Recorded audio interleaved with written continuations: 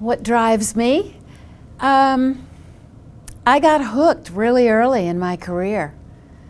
And I got hooked by the intellectual challenge of, first the intellectual challenge of understanding the mysteries of learning and the mysteries of learning to read and spell when for some people it seems so easy and for others it seems so difficult.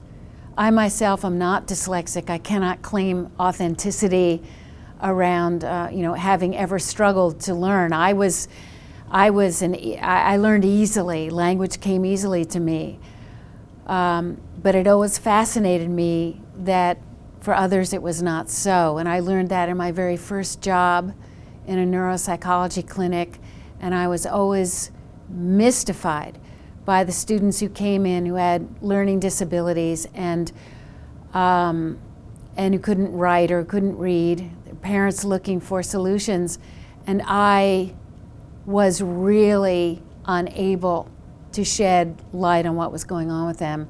And that hooked me because I'm a problem solver and I like to have answers. As people who know me well will say, I like to have answers. So I didn't have answers. And I kept looking for answers. And then I got hooked by my own training as a teacher, which came later, and my realization that I wasn't getting answers. And then it came through my doctoral work. I was really lucky to have a wonderful program, and it came from being around people who were always asking the next question. And that to me was compelling. There was always another question, that to build knowledge in a field, you had to appreciate everything that had come before, but never be satisfied with where you are or where the field was. And you had to keep moving forward and ask the next question. So that to me keeps me going and will. And then there was, especially in my private practice, which I did for 15 years, just the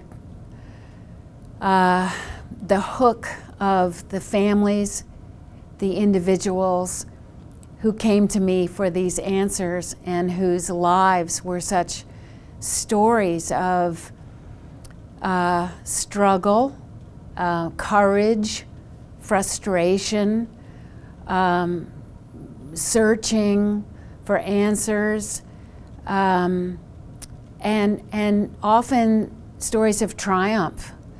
And when you live you get to be so close to other people's lives in that way, as in the helping professions, or for me as sort of a country doctor of reading and spelling up there in Vermont,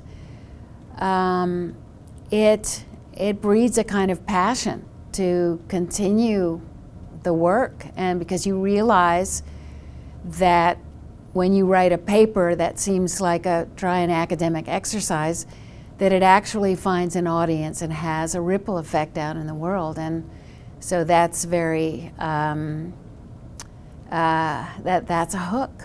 Who doesn't want to feel that their life had a purpose?